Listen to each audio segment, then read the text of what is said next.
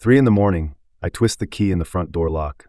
The key slides into the slot, turns, and lets out a dry metallic scrape. The sound feels deafening in the dead of a Pasadena suburb night, loud enough to make my heart skip. I move like a thief, sneaking into my own home in this quiet California neighborhood. As I step across the manicured lawn onto the porch, the neighbor's sprinklers hiss to life, startling me so bad my chest tightens. I freeze in the shadows, waiting for my breath to steady, feeling like a fugitive hunted by the ghosts of the life I've built. In the living room, Clara's left a single floor lamp on for me.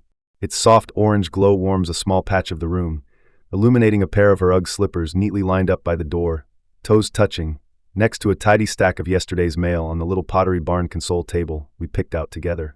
The light's like a tiny, gentle beacon, guiding a lost ship home, but I know my ship's already battered, taking on water, ready to sink. Our cat, Marmalade, a hefty orange tabby, slinks out from under the couch, silently brushing against my suit pants with a low purr. He looks up with those green eyes, but then, as if sensing something off, the purring stops. He turns and vanishes into the deeper dark. Maybe he smells it on me. Not the usual office mix of printer paper, weak coffee, and recycled air, not the lingering grease of dinner, but something else. Stale tobacco, the exhaustion of an all-nighter, the cloying sweetness of cheap energy drinks, and the rot seeping from my bones, from the depths of my soul, after losing every borrowed dime. I don't kick off my shoes. I trudge across Clara's Dyson-vacuumed hardwood floors in my $600 Allen Edmonds, each step creaking faintly, like the house is accusing me of trespassing. I head to the study, once my sanctuary for reading, thinking, planning a future. Now it's my execution chamber. I ease the door shut, the heavy wood sealing out that warm, orange light, the light of a home I no longer deserve. In the dark, I sink into my ergonomic Herman Miller chair, my body collapsing into it like a stone dropping into a cold, bottomless bog. I don't turn on the light. I just light a Marlboro. The match flares briefly, its glow catching the wall across from me, where a photo hangs, Clara and me on a Santa Barbara beach, our wedding day. I'm in a sharp Hugo Boss suit, hair neat, eyes bright with hope, with love for the beautiful woman beside me, with dreams of a boundless future. I smile at that guy. Or rather, my face twitches into something uglier than a sob. That guy, Elias Vance, for years ago, a rising deputy project manager in LA's urban development department, with a stable government job, a fat pension, and a textbook middle-class American dream trajectory. How could he have imagined he'd end up stealing his wife's credit card? Stealing. I roll the word around on my tongue, bitter and raw, like chewing a dirt-crusted root. It's more honest than borrowing or using, and far crueler. For hours ago, in a smoky, windowless basement internet cafe on the edge of Koreatown, I handed Clara's pilfered Capital One card to a guy named Rico. Rico's a loan shark, the kind who offers emergency liquidity to gamblers like me, whose credit is already shot to hell. I couldn't meet his eyes, those vulture eyes, gleaming with a predatory cunning that seemed to price my soul on sight. I just stared at his tattooed, grimy-nailed hands as they punched numbers into a POS machine. 15 grand. The machine spat out a long receipt, and he nodded for me to sign. My hand shook so bad as I scrawled Elias Vance, that the letters twisted into something as illegible as a doctor's script. That money, along with the last scraps of my dignity as a man, as a husband, went all in on some obscure Brazilian second division soccer match I'd never heard of. The teams were just symbols to me, a string of odds, a fleeting hope to pull me out of hell, or shove me deeper. The odds were a tantalizing 1 minute and 3.2 seconds. My brain wasn't a brain anymore, just a mush of desperation and adrenaline, screaming one thing. This is it. One win, and I pay Rico back, plug the hole in the credit card, go back to the life where I don't lie, don't slink home like a thief in the night. Then nothing. The final whistle came through my cheap earbuds, a cold, piercing electronic wail like a death knell. The screen flashed a red loss, shattering every delusion. I stub out the cigarette halfway, grinding it into an ashtray already heaped like a filthy little hill. Clara bought it for me at a Santa Fe art fair, a handmade clay piece with blue wave patterns. She said it had a rustic charm, that it'd remind me of the ocean in my study. Now it's a grimy grave, holding the ashes of countless nights like this, full of lies and self-destruction. My golden ticket? Yeah, that's what everyone called it. 37, a solid job in a massive, stable government agency, pulling 6 figures a year with a clear path up the ladder. A house in a good school district, 2 cars, a golden retriever, an orange cat, and a kind, brilliant wife who teaches elementary school. To colleagues, friends, family, my life was a smooth highway, no exits, autopilot set for a happy retirement. They didn't know I was racing toward a cliff, flooring the gas with every bet, and now I've gone airborne. It all started with a sneeze. Sounds absurd, but it's true. For years ago, a typical Southern California winter afternoon, gray and drizzly.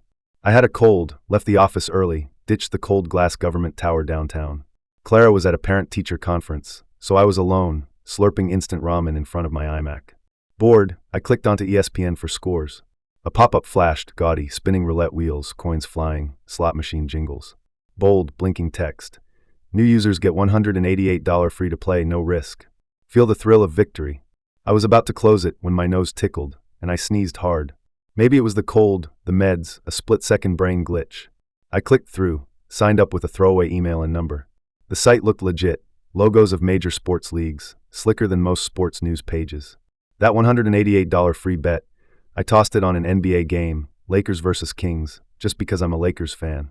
It was a nail-biter, and I watched the text updates, heart pounding with the score. Lakers pulled it out. My account jumped to $350. I hit withdraw, half expecting a scam. 10 minutes later, PayPal pinged.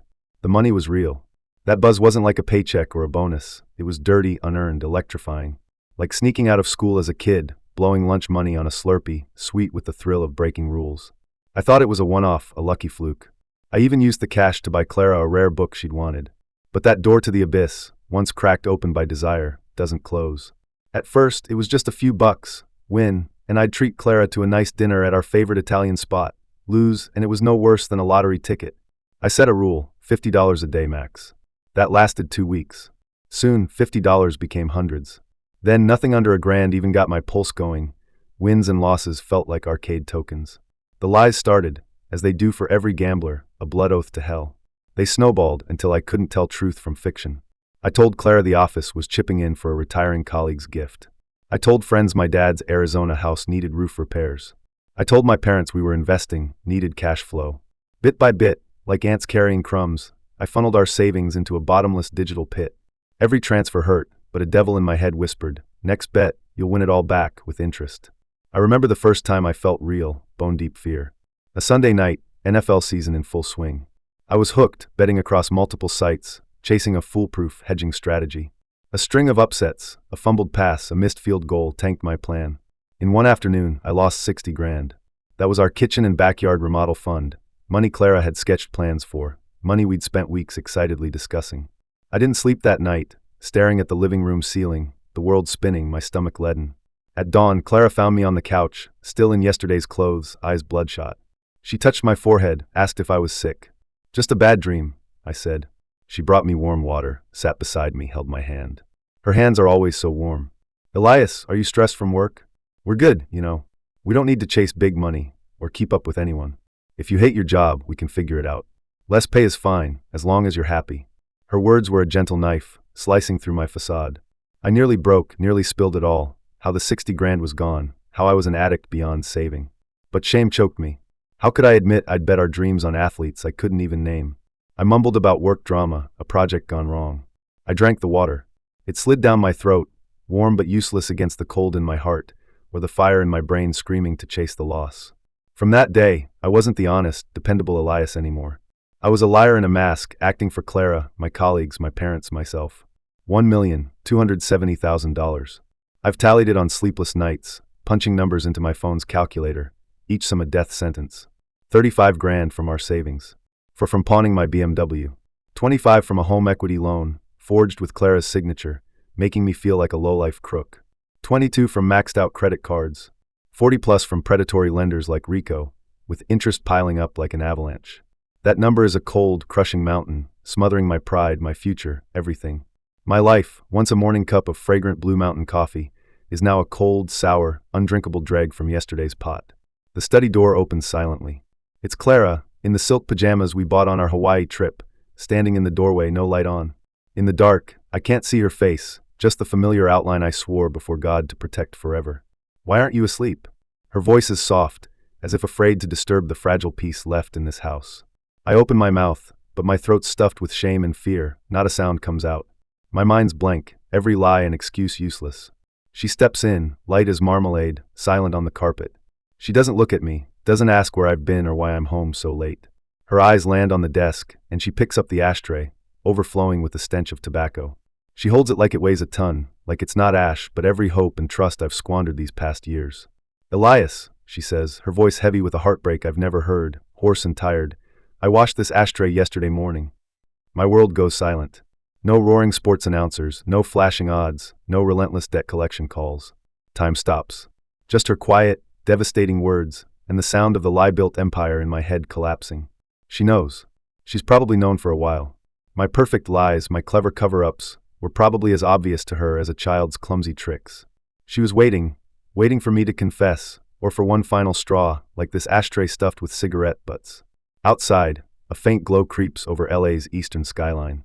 A new day's coming. The city will wake, highways will hum, people will chase their American dreams. But my sky's gone dark, and I know if it's just me, it may never brighten again. Under Clara's gaze, not angry, not hysterical, just endlessly sad, I finally lift my head from the chair that's held me prisoner for 4 years.